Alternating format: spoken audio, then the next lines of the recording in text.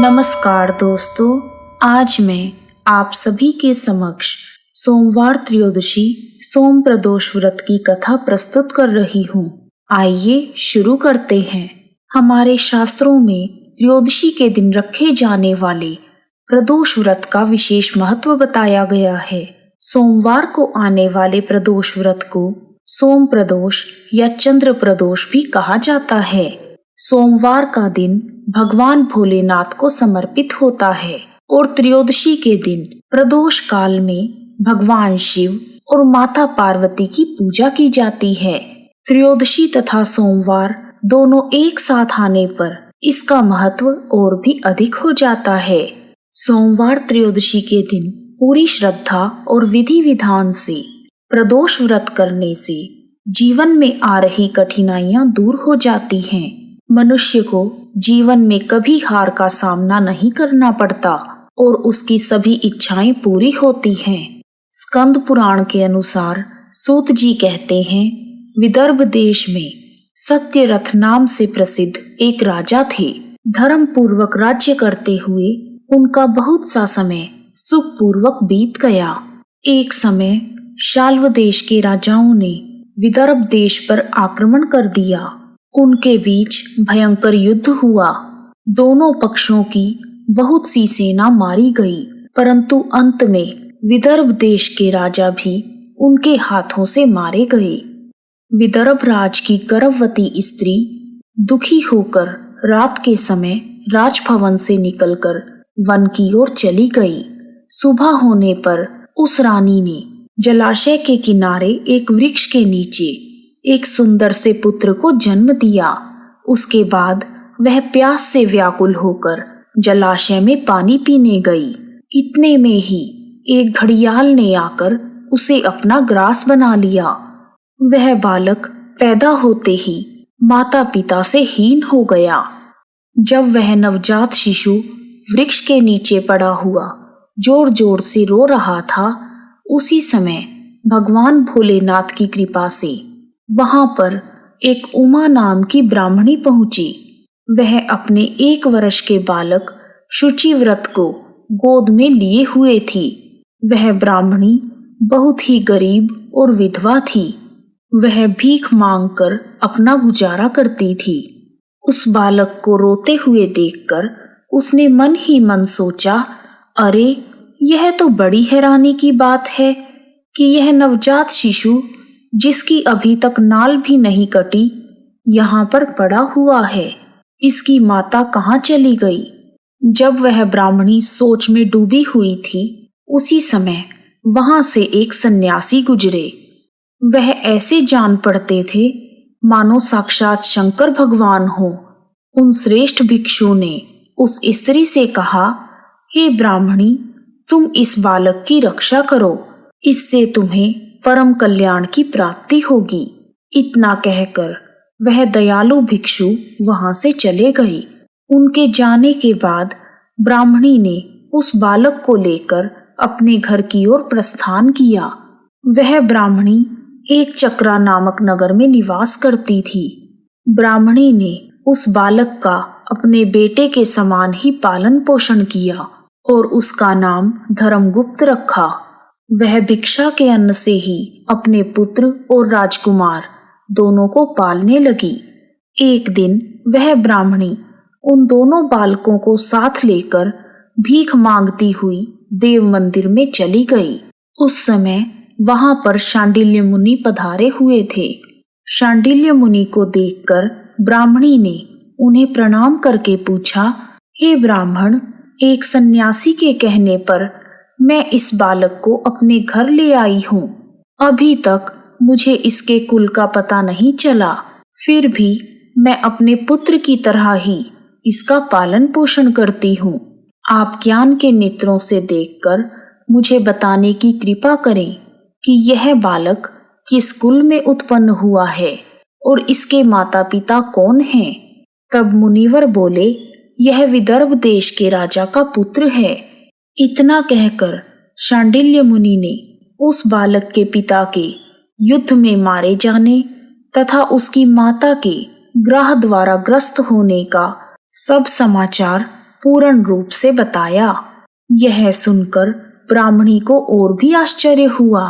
फिर उसने प्रश्न किया, हे महामुनि, वह राजा सभी भोगों को छोड़कर युद्ध में क्यों मारे गए और इस बालक को यह दरिद्रता कैसे प्राप्त हुई? यह अपने राज्य को कैसे प्राप्त करेगा? यह तो मेरे पुत्र की तरह भिक्षा के अन्न से ही जीवन निर्वाह करता है। इसकी दरिद्रता के निवारण का क्या उपाय है? तब शांडिल्य मुनि बोले, इस राजकुमार के पिता विदर्भराज पूर्व जन्म में पांड्य देश के राजा थे। एक दिन प्रदोष काल में राजा बड़ी भक्ति भाव से त्रिलोकीनाथ महादेव जी की आराधना में मग्न थे। उसी समय उनके नगर में बड़ा भारी कोलाहल मचा। उस शोर को सुनकर राजा ने बीच में ही भगवान शंकर की पूजा को छोड़ दिया और राजभवन से बाहर निकल गए। इसी समय राजा का मंत्री शत्रु को पकड़कर उनके समीप ले आया। वह शत्रु पांड्य राजा का सामंत था। उसे देखते ही राजा ने क्रोधपूर्वक उसका मस्तक कटवा दिया। शिव पूजा छोड़कर नियम को समाप्त किए बिना ही राजा ने रात में भोजन भी कर लिया। इसी प्रकार राजकुमार भी प्रदोष काल में भगवान शिव की पूजा किए बिना ही भोजन करके सो गया। वही राजा अगले जन्म में विदर्भराज हुआ। शिव पूजा में विघ्न होने के कारण शत्रुओं ने उसको सुख भोग के बीच में ही मार डाला। पूर्व जन्म में जो उसका पुत्र था, इस जन्म में भी राजा का वही पुत्र है। भगवान शिव की पूजा का उल्लंघन करने के कारण यह दरिद्रता को प्राप्त हुआ है। इसकी माता ने पूर्व जन्म में छल से अपनी सोत को मार डाला था। उस महान पाप के कारण ही वह इस जन्म में ग्रह के द्वारा मारी गई। हे ब्राह्मणी, तुम्हारा पुत्र पूर्व जन्म में भी एक ब्राह्मण था। इसने अपना सारा जीवन केवल दान लेने में बिताया है, यज्ञ आदि सत्कर्म नहीं किए, इसलिए यह दरिद्रता को प्राप्त हुआ है। उस दोष के निवारण के लिए अब यह भगवान शंकर की शरण में जाए। यदि यह दोनों बालक प्रत्येक प्रदोष के दिन भगवान शंकर का पूजन करते रहें, तो वर्ष भर के भीतर ही इनकी दरिद्रता का निवारण होगा तथा राज्य सुख की प्राप्ति होगी। इस प्रकार शरण में आई हुई ब्राह्मणी को मधुर वचनों द्वारा आश्वासन देकर शांडिल्य मुनि ने उनके दोनों बालकों को भगवान शंकर की आराधना के मंत्र का उपदेश दिया। उसके बाद ब्राह्मणी अपने दोनों बालकों को लेकर वहां से चली गई। 4 मास बाद एक दिन ब्राह्मण का पुत्र नदी में स्नान करने गया। वहां उसे धन से भरा हुआ एक घड़ा मिला, जिसे लेकर वह अपनी माँ के पास गया। माँ धन से भरे हुए घड़े को देखकर खुश हो गई और उसने कहा, इसे अपने भाई के साथ आधा आधा बांट लो। मगर धर्मगुप्त ने इस धन में हिस्सेदारी से मना करते हुए कहा, मैं किसी अन्य के भाग्य का भागी नहीं हो सकता। प्रत्येक व्यक्ति स्वयं के कर्म का फल भोगता है।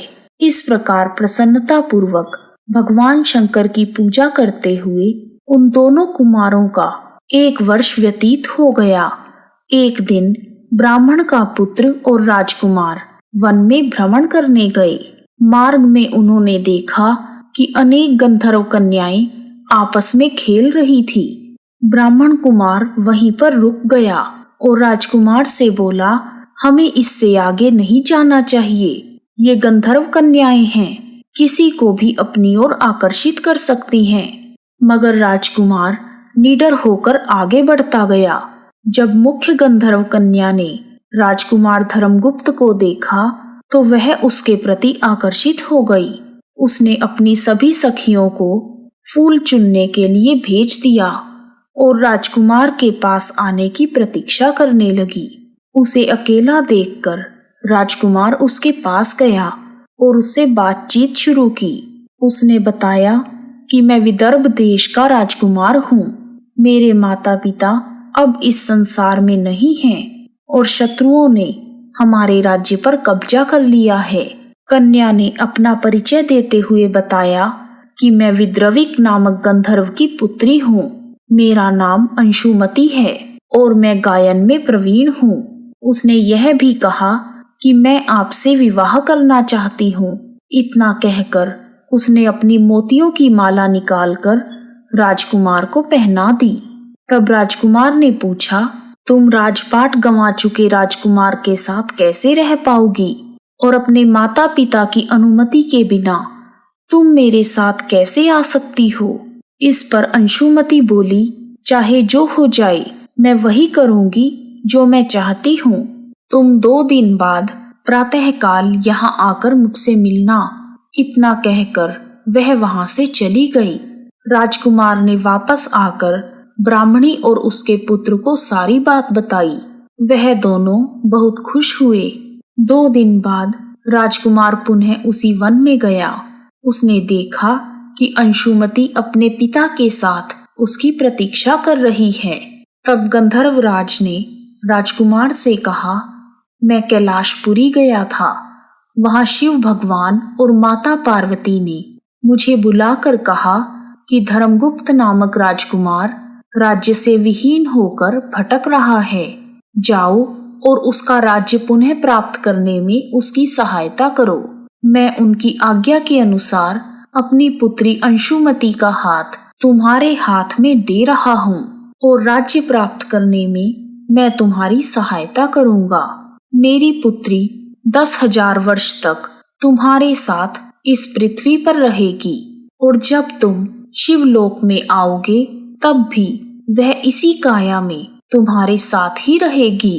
भगवान शिव के आदेशानुसार राजकुमार धर्मगुप्त और अंशुमति का विवाह हो गया। अंशुमति के पिता ने अपनी गंधर्व सेना भी राजकुमार को दे दी। सेना की सहायता से उसने अपने शत्रुओं को परास्त कर दिया और अपने पिता का खोया हुआ राज्य पुनः प्राप्त कर लिया।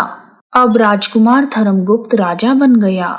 उसने अपने बुरे दिनों में उसे पालने वाली गरीब ब्राह्मणी को राजमाता का दर्जा दिया और शुचि व्रत को अपना छोटा भाई माना। इस प्रकार नियमित रूप से प्रदोष व्रत करने से ब्राह्मणी, उसके पुत्र शुचिव्रत तथा राजकुमार धर्मगुप्त को धन धान्य तथा सुख संपत्ति की प्राप्ति हुई। सूत जी कहते हैं, जो मनुष्य प्रदोष व्रत के इस पुण्यमयी महात्म्य को एकाग्रचित होकर सुनते अथवा पढ़ते हैं, उन्हें 100 जन्मों तक कभी दरिद्रता नहीं होती और अंत में वह ज्ञान के ऐश्वर्य से युक्त होकर भगवान शंकर के परम धाम को प्राप्त होते हैं। बोलो शंकर भगवान की जय, माता पार्वती की जय। प्रदोष व्रत के दिन स्नान आदि से निवृत्त होकर भगवान भोलेनाथ को बिल्वपत्र, गंगाजल, अक्षत, धूप, दीप आदि चढ़ाकर उनकी पूजा करें। फिर व्रत का संकल्प करें। इस व्रत में भगवान शिव और माँ पार्वती की पूजा की जाती है। प्रदोष व्रत की पूजा प्रदोष काल में शाम को 4:30 बजे से लेकर शाम को 7 बजे के बीच में की जाती है। शाम को एक बार फिर से स्नान करके भगवान भोलेनाथ की पूजा करें और दीपक जलाएं। पूजा करते समय प्रदोष व्रत की यह कथा सुने। उसके बाद भगवान भोलेनाथ की आरती करें। इस प्रकार सोमवार त्रयोदशी की प्रदोष व्रत कथा पूर्ण हुई। यदि आपको सोमवार त्रयोदशी की प्रदोष व्रत कथा पसंद आई है तो कमेंट बॉक्स में शिव परिवार की जय लिखना ना भूलें। आप सभी का हार्दिक धन्यवाद। ओम नमः शिवाय, ओम नमः शिवाय, हर हर भोले नमः शिवाय।